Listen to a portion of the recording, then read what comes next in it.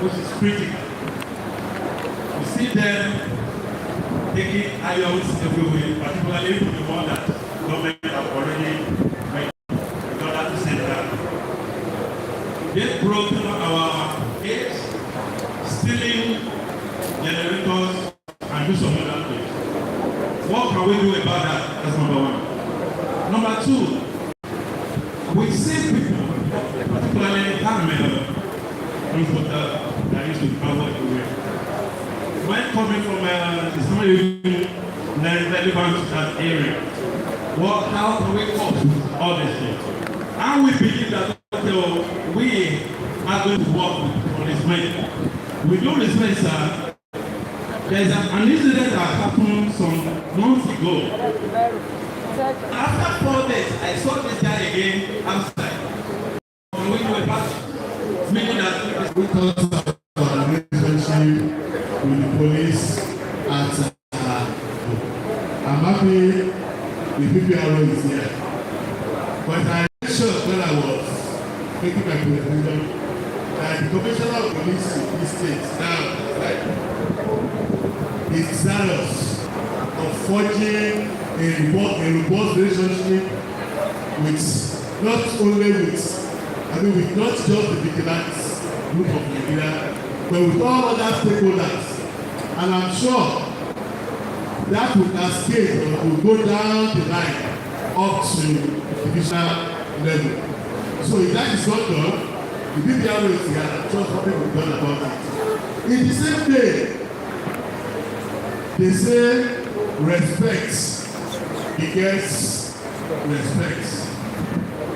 If you as a unit, you are not identified with the divisional police, then of course we will not expect it to give you the same level of education that you have given to somebody who has interacted with you. So it is a particular thing. And I know what I'm talking about. Because I think there was a time when somebody called me from the Tebubushi, and that is the leader of the vigilante group there. He wanted to establish relationship with me as commissioner of police. And I asked him, have you been relating with the DPO in your area? He said no. I said you have to go back and relate with him. That's how it works. Secondly, somebody asked me whether India will be better than cigarettes. Maybe I didn't get you right. You said a policeman told you that India will be better than cigarettes. Certainly not. And I know that smoking cigarettes is not a criminal matter. But when you smoke India or you are found with possession of India, it's a criminal matter. And no reasonable law enforcement personnel will gloss over that. Of course, we know that the primary body starting with the issue of India is NDLA, but the police has the residual power to arrest somebody who is found smoking in their head. And as a private citizen or as a voluntary agent worker, we also have the responsibility to inform the relevant authorities that we have a joint here. And I know in many cases we have had joint rates of such places. So I believe if there is a synergy that we can also be taken care of. Then, in the course of your questions, I discovered that there are some isolated cases that there is an attempt to bring them to the fore. For instance, I think there was an instance where somebody said he reported the matter and no action was taken. That, I believe, is an isolated case. Because police officers are enjoined to make sure that when matters are reported to them, such matters are investigated and appropriate actions are taken. If that is not done, that is why we have levels of authority. You can escalate that from division to area command, and I'm sure if we form the PPRO about such incidents, matters will be taken up and appropriate actions will be done. Okay, you talk about collapse. You see, we have to be careful in some of our conclusions. Being Ebola does not make you a criminal. It's just like being let me say, a mechanic. But the moment you start involving yourself in other criminal activities, that is where the problem comes. And what you have to do is for you to continue to be very vigilant. We use so many things in our houses that we even throw away. If somebody goes to pick something, has he committed any crime? And that is what we know them for. But the moment you see them going to remove iron from where they are kept, that now becomes a criminal matter. It has been happening in so many of our communities, and that is where various communities have devised streets. Where I live, we don't even allow them to our community. That is a preventive measure. Whenever you want to discard in your house, put them in the bag and go and throw them away somewhere. So you can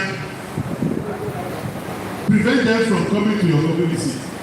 But if the community on their own say, well, they are allowed to come in, that is when vigilance comes in.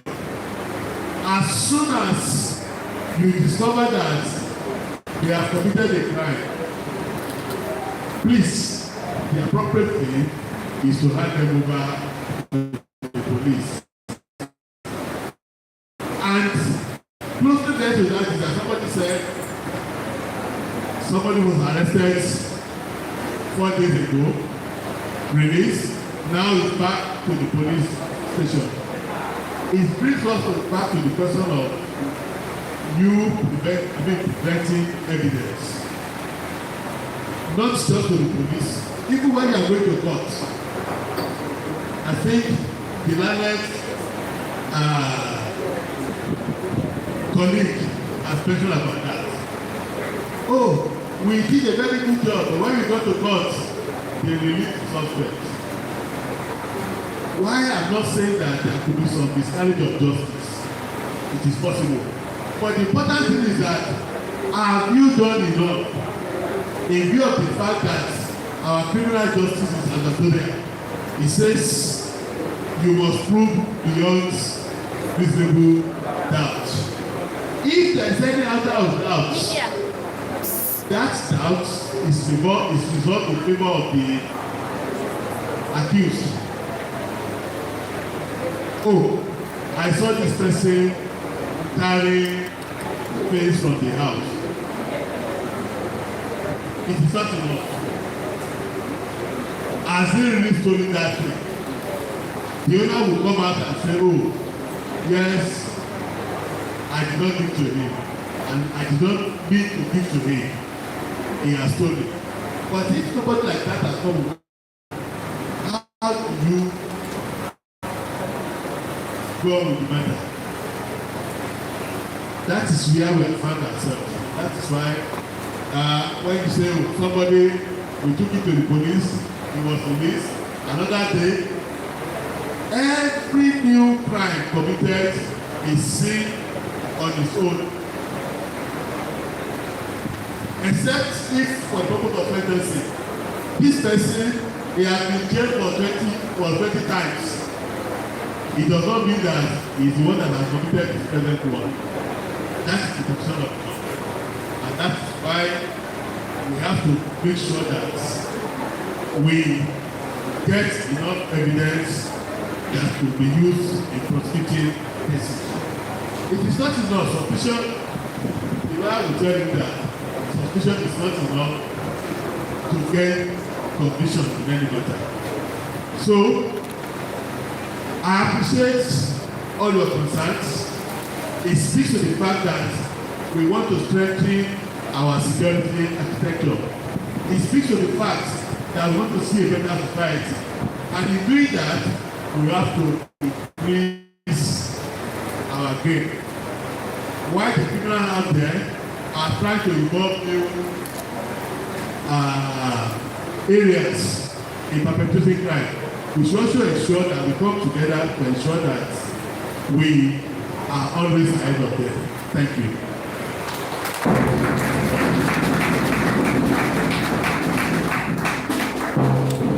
I just want to buttress what the AI question.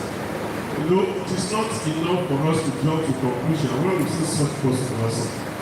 You know, we have said it severally here that because the police is a creation of law, all the actions and activities of the police are regulated by law. So if such cases is such that is believable, the police has the power to grant bail. Exactly. And today, we are careful when dealing with people brought into the custody of the police. You don't want to keep yourself congested. Exactly. But the fact that somebody should be on bail does not mean that the case is terminated. What the police will only be doing is transferring the custody of that fellow to the one that court assured. Exactly. And it will be the responsibility of that surety to provide to produce the suspect whenever it's needed by the police. I know it's also possible that that case was charged to court and the court granted bail. So when you see something in the future, do not hesitate to go to the DPO to find out the actual position of the matter. Thank you.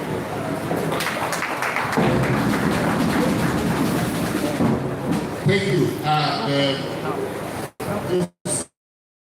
Apart from being on this side, I've also learned a lot from you and learned so much from my seniors here. AIG said something when he made his presentation that the police command should create a platform for a robust synergy. But I also want to say that the last speaker, AIG2, also said something very germane, and I tell my client most times, if you are a company, you operate in an area, know the DPO, create that collaboration. So also as an operating in an area, know your divisional command officer. That is your first line of collaboration. So if there is any question, somebody is released, somebody is not properly prosecuted, you might not even be aware that the matter is in court.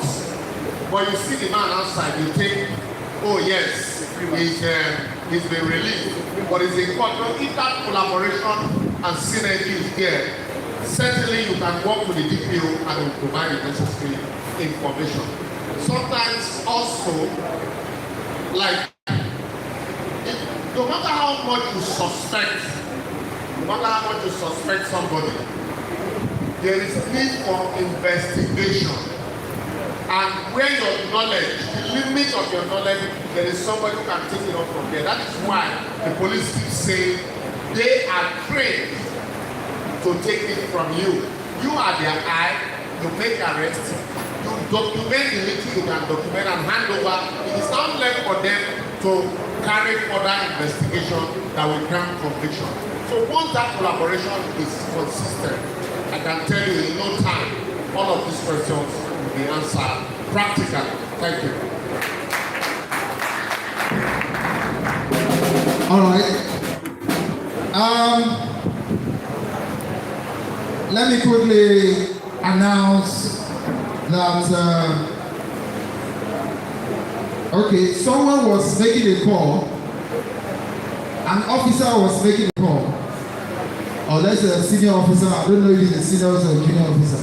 Was making a call right here in this auditorium. Was having a discussion with someone some minutes ago. And while the discussion was on, I think he was engrossed in that conversation with the person. He now gave an officer a phone. But the officer is not in the auditorium. I guess the owner of the phone wants to use the phone, but the officer is not in the auditorium. The phone number of the officer is not going. The number of the phone that has been given to someone is not going. So let us use the microphone to call DC Lagos State Operations Olawale Mikai Olaiwe. It's the one that has the phone, right? It's the one that has the phone.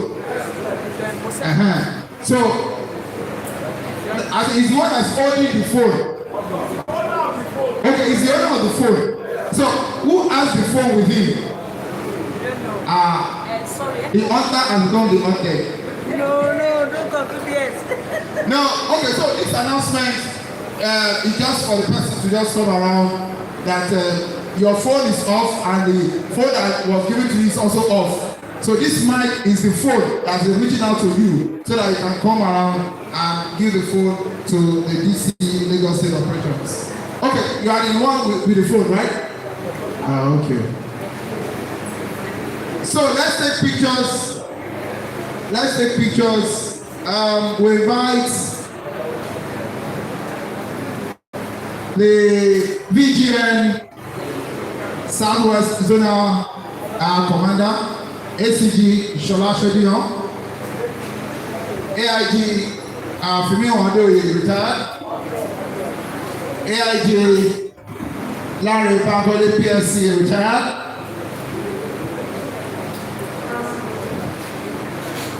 Dr. LeBron Oshoba. Okay, it's not retired, it's still serving. Mr. Joe, of course, the indefatigable, beautiful, resourceful, energetic, dynamic, talented, creative, professional PRO Ogun State Police Command will join them. Then